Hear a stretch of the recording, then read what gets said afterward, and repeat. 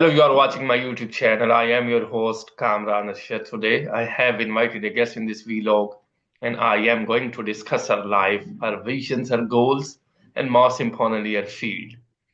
Hello and welcome. We are delighted to have Sadaf Qadir here today with us. Sadaf, thank you so much for joining us today. Thank you for inviting me to your podcast. So, I shall give my brief intro that what I do and what are my interests and my future goals. So basically, I'm studying at Fatma Shah Women University, and I'm also pursuing my interest, which is in immigration law. Hmm, I've worked on the ADR side as well for a few months, and now I'm working on the visa and immigration side. hmm, And that's the field that I want to pursue in the future as well. So currently, I'm working um, with a UK-based firm, Global Reach Consultants, and it has its um, branches in different cities of Pakistan. And I'm working from Islamabad branch of Global Reach Consultants. hmm. And how long have you been doing this work in Islamabad? Yeah, yeah, it's been a couple of months, and yes, a couple of months. I've just started in October of the last year, Hmm. and I'm still working on this side. That's great. And why did you choose this field? Because you have told us that you are doing this a couple of months. So why did you choose this field? Because when I reviewed your profile and I came to know you are a lawyer as well. Am I right? Yes. Then So why the did you idea of pursue that immigration has career? always, Being a law expert, you can help to those people who are struggling in their life with some of the circumstances around them. So why didn't you pursue that field specifically? Then I will ask other questions regarding this field. okay. So first of all, let me just clear this confusion that while I'm working on the immigration side, it definitely does not mean that I have waived off the other branches of law or I'm not working on it. I do have an interest in the criminal and civil law as well, Mm, and mm, I will inshallah pursue them as well after my graduation. The reason that I have started with immigration is that it has always inspired me more because the idea of immigration and the field of immigration is ever evolving, dynamic. And in Pakistan, as we know, given the political and socioeconomic perspective, most of the students uh, they move abroad for studies, and that's why I'm also working on the student visa right now. mm. And why this is happening in our country that most of the students they want to go to abroad for higher studies. Is this the reason that we are not being able to provide them an efficient education system? This is the reason because you are doing this job, so you have knowledge why they have come to you and why they want to go to abroad. So yes, the quality education is one of the reasons, but I won't say that there are not institutions in Pakistan which are providing the quality education. Despite this side of the immigration, the other reasons are that we are always looking for a stable earning opportunity. So when we look abroad, we see that after graduation or having a foreign degree would give you more stabilized income source, and you Don't would you have a think it's brighter not the future. good thing that they are just looking for a high amount of money they want to earn?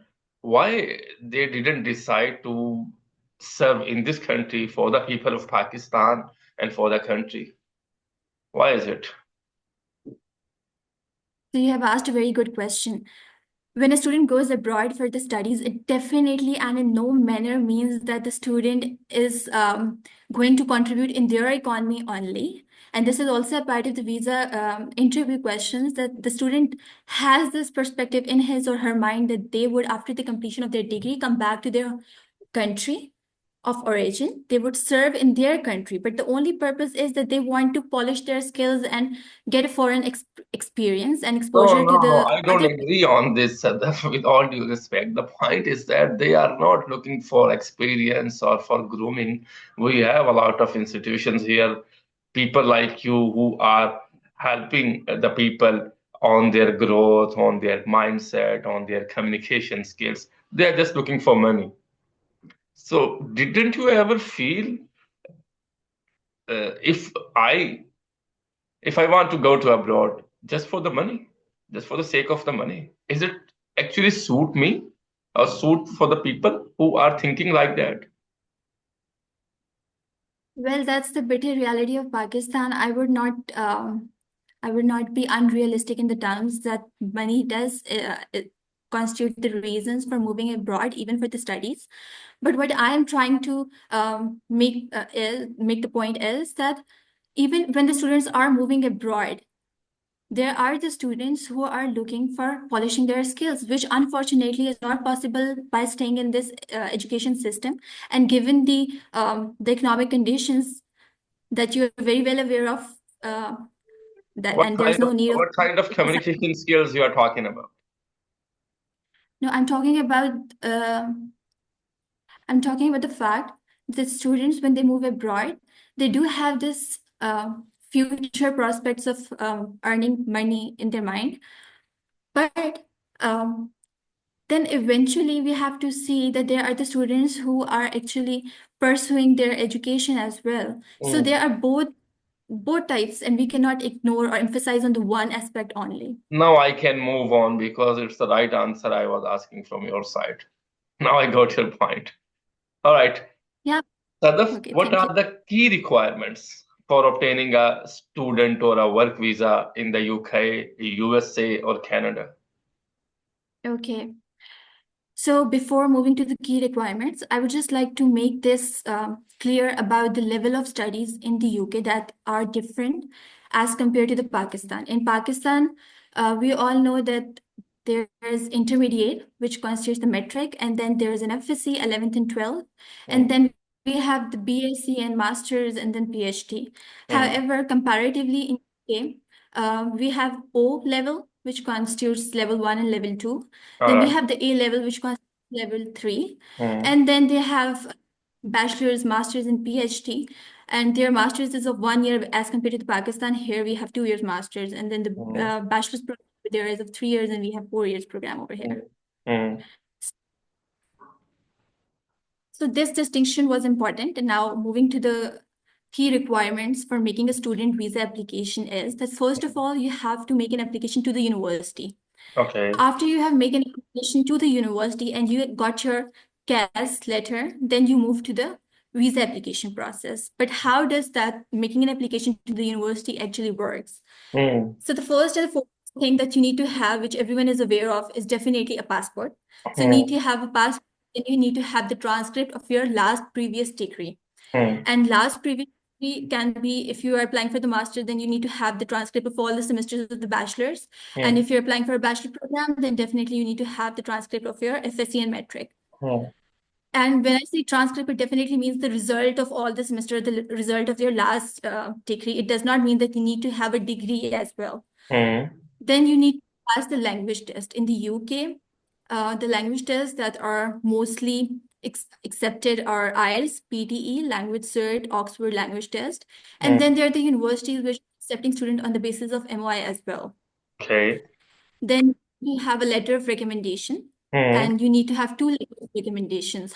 However, if you're applying for master's, let's say, and in that interval, after your graduation and bachelor's, you have been employed somewhere, then you need to have one letter of recommendation from the university and mm, the other letter of recommendation from your employer.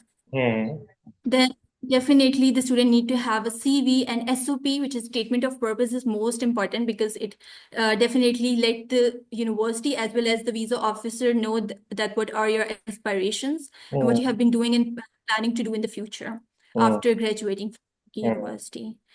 And And on the basis of all this document, the university grants you university offer letter. So the process is like it will take 3 to 5 minutes if you're okay with it. So I can explain completely for the audience and they would be able to understand it.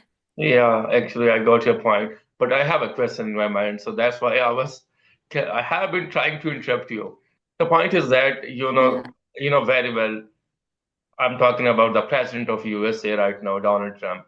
He has taken an oath and he has addressed with this nation that the students who are here, he will try to kick them from USA to their countries, right?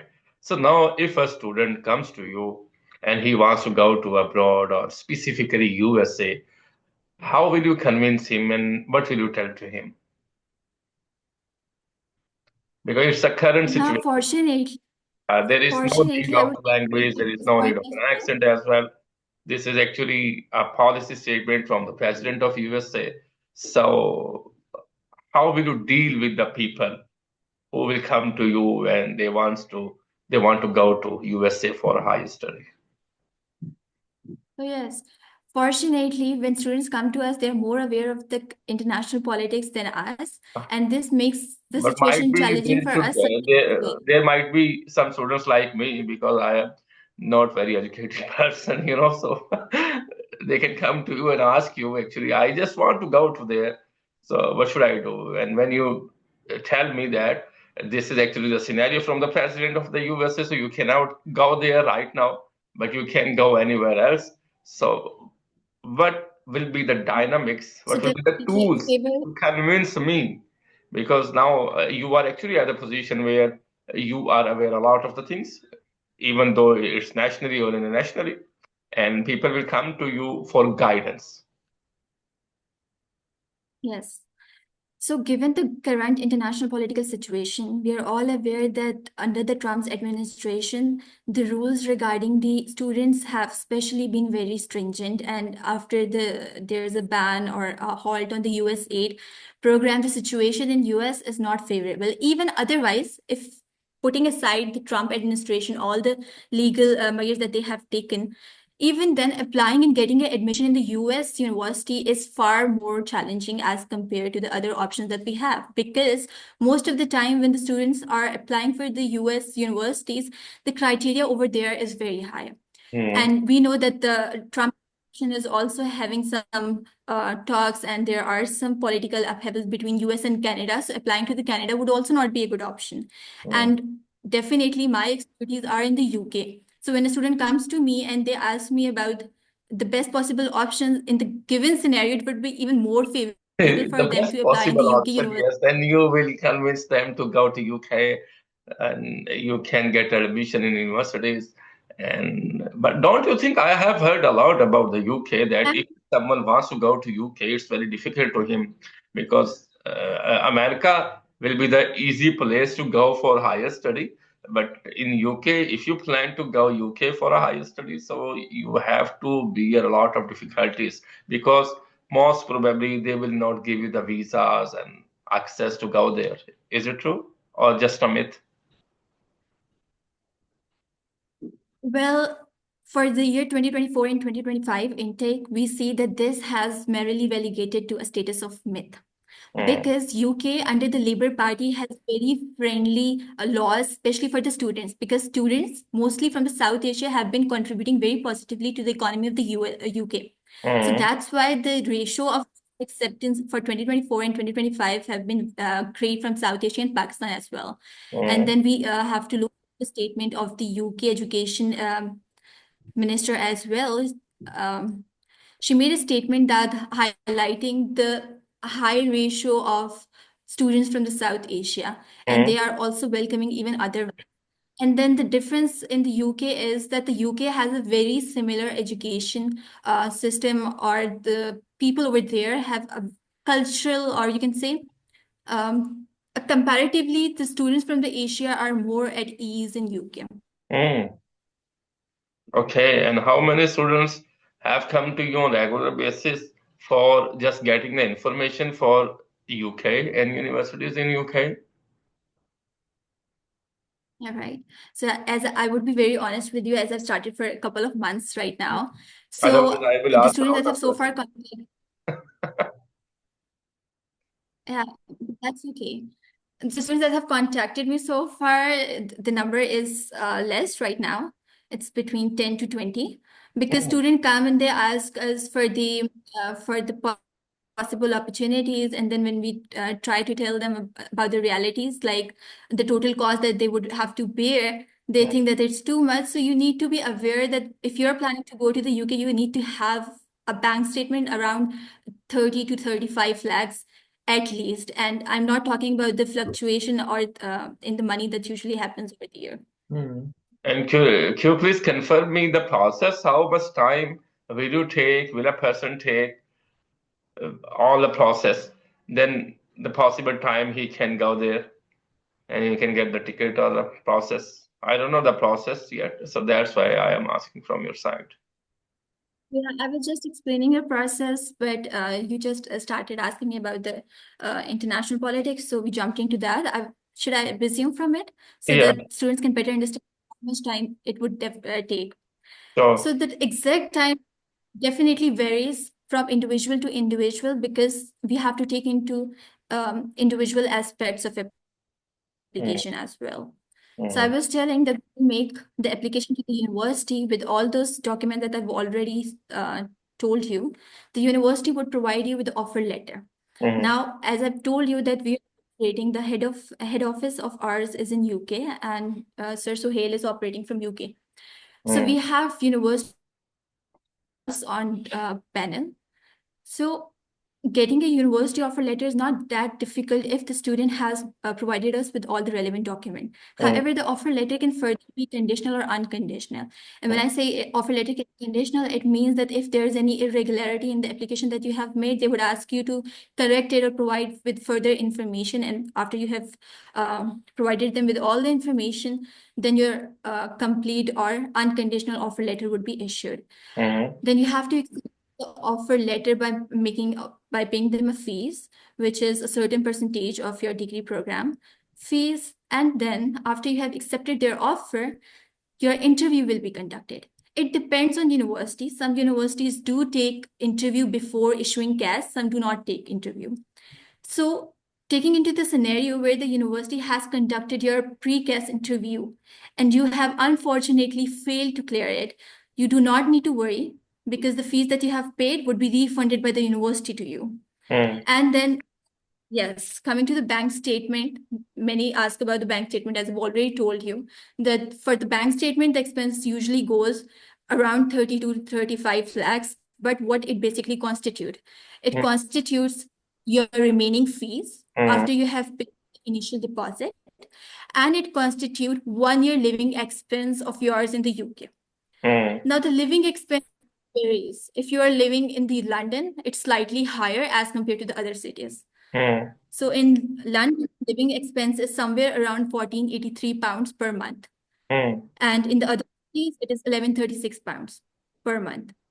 And Okay. you have to make, in the bank statement, you have to show this 1483 per month, pounds per month expense for a total duration of 9 months. So whatever is the living expense multiplied into the nine, and then your remaining university fees, all this constitutes a bank statement.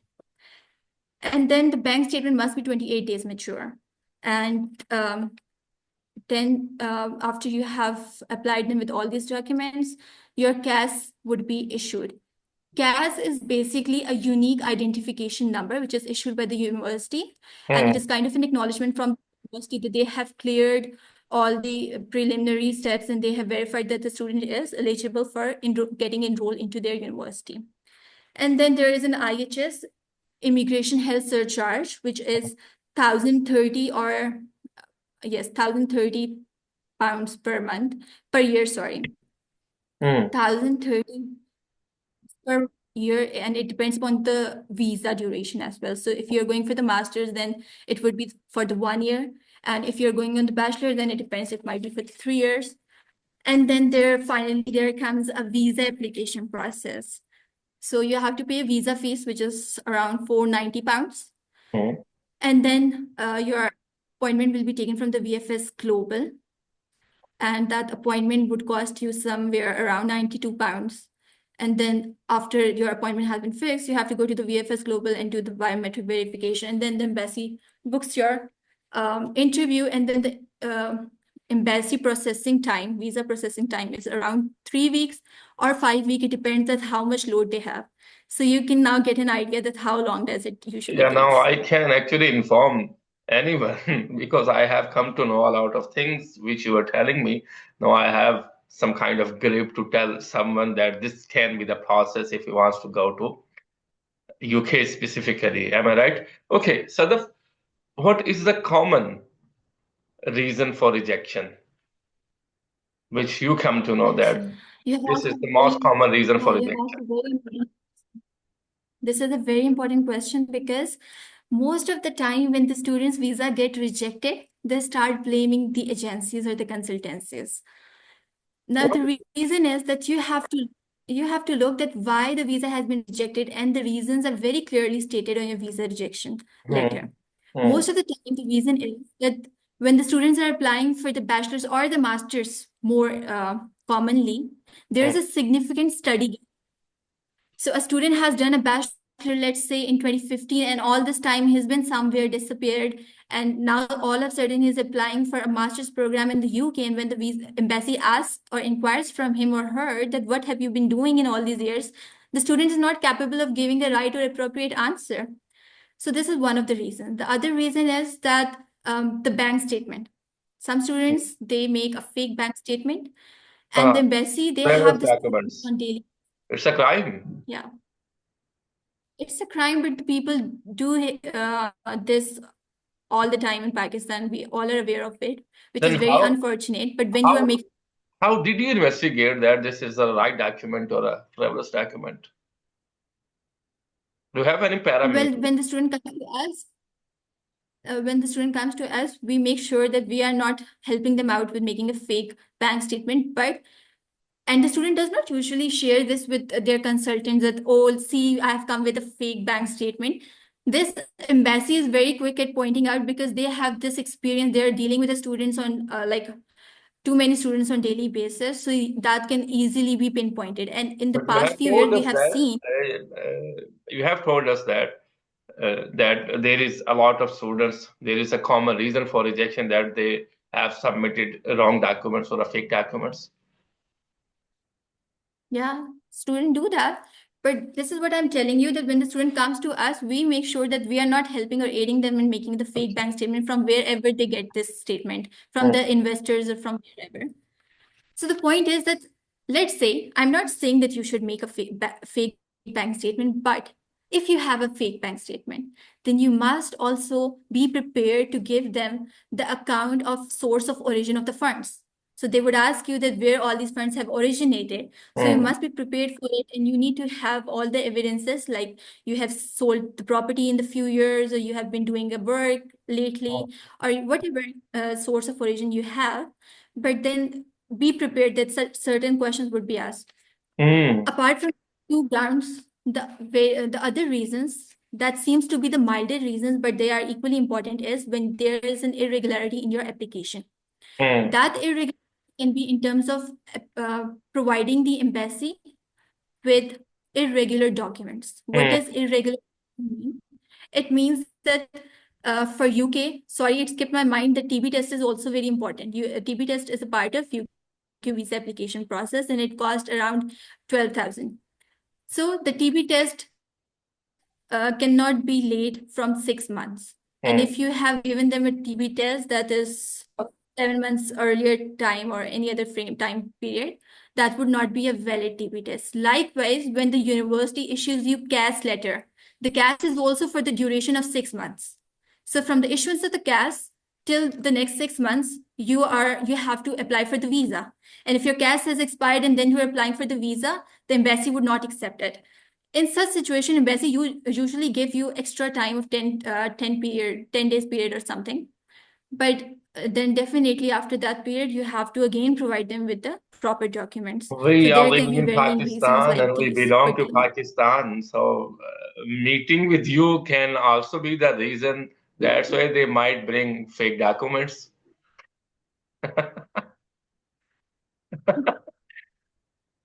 sorry, I didn't get your point.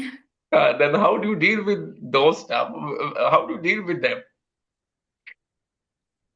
They just come With here whom? and just wasting the time and having a conversation. Okay, I will think on it and I will let you know, ma'am. Then they will starting to make a call to you, ma'am. Are you busy? I want to meet you because I have some questions. So how do you deal with that? So fortunately, I have this instinct that I can see that when the student comes to me, either the student is a genuine candidate Hmm. case or not. Embassy as sorry, I missed a point when for the last question that you asked me that embassy do check that whether the student is a genuine case or not. Hmm. And genuine case means that the declarations that are showed on the application either actually aligns with the real intent of that person. Most of the students in Pakistan, again, we would come to that very first question. They have this thing in their mind that we are going to UK now, we will mint a lot of pounds over there, and we would be rich overnight.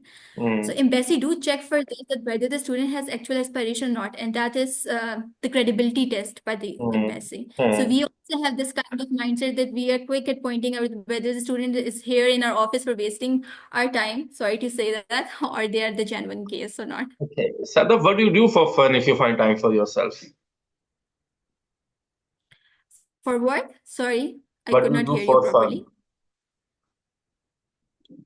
In my leisure time, Yeah.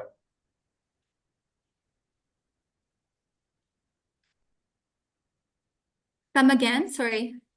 I'm asking, what do you do for fun if you find time? Okay. So, as I told you that I'm pursuing my bachelor's in law as well. So I do not have time. And this is a trait of my personality that I love to keep myself engaged somewhere in productive activities. And I do not want to waste a single second of my life. That's why I'm A pursuing a second of your career. life? Yes. That's I good. don't want to waste it because I think we have very short duration in this Well, I world. have So to think why about not me waste that it? how many seconds I waste in a day. This is a good thing. Do you like movies or do you like traveling?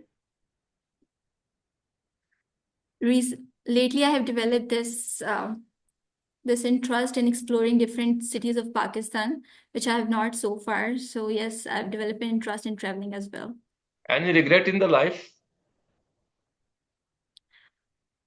Um, Not certainly, not specifically anyone. Not shareable. Yeah, maybe we can share it later on. Okay. Do you make goals? My academic goals or future goals. Future goals.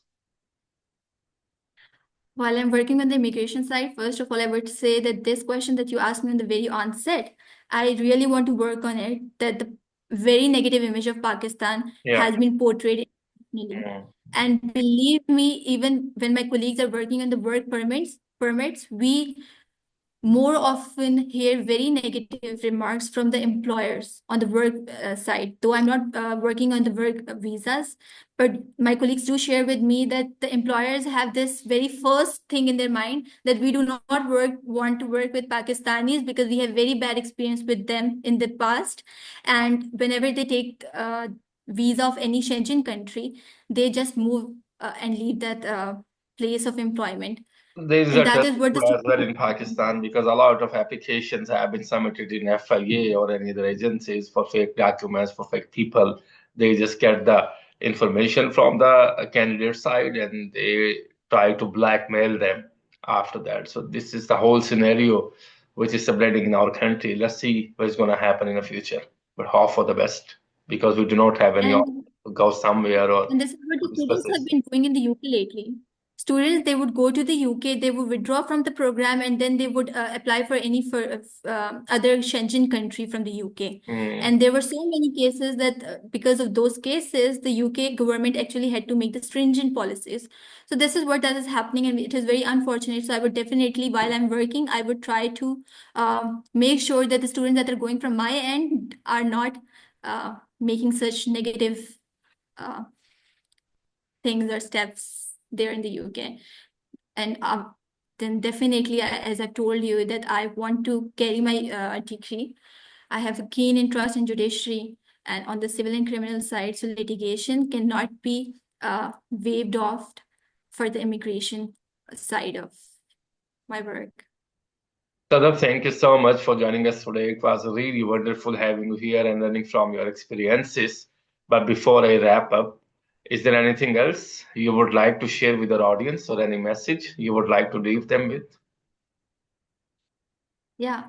First of all, I would like to thank you for inviting me to your podcast once again, because it was very humble of you that you acknowledged my effort as a student and you invited me to your podcast. The second thing I would like to convey this message to the people who would be watching me and hearing this podcast that negative image that the consultants do have in the Pakistan, I'm totally aware of it. But you do not have to rely on me on any XYZ consultant. I think the information that even I have provided in this podcast is sufficient if you want to make a move by yourself. However, we are here to assist you and you can avail yourself of our services, not because, and we are not going to charge you a single penny for it. Whatever we get is the commission from the university. We do not take any amount from the student in our own account. So I assure you that even those consultants who are charging 23, 30K from the students for their services, we are not among them. And you can contact me for any further information that you want or visit our office in the Blue Area, Islamabad. I will provide you with my address. Just leave me a text or drop me a text on LinkedIn or on my WhatsApp number. Thank you. Any message or any suggestion for me? For you? Yeah. You're doing a great job. You have, and I've seen your many podcasts, and one thing that I've noted is that you're really working on the women empowerment because most of the women entrepreneurs or the independent workers or the women who are struggling in different fields in Pakistan, you promote them and give them a platform to speak about their work and what they are contributing to the society. And it is really, really so kind of you. And may Allah bless you. And may Allah give you more opportunities to do this similar work in the future as well. Jazakallah. Thank you so much once again that you have given me the time and participated in this podcast. Definitely, the people who will watch this podcast, they can get some strategies or things which can be helpful for them if specifically they want to go to abroad or UK as well. And I have a plan to record 2 or 3 episodes with you in this podcast with different questions and topics. And the purpose is that to help people, to serve people. This is the objective of my YouTube channel when I make to promote the people who have anything in their personalities and throw back to the people who wants to be successful like the people you are. Thank you so much once again. Thank you. Have a lovely day. Sadaf, take care. Allah Hafiz. Allah Hafiz.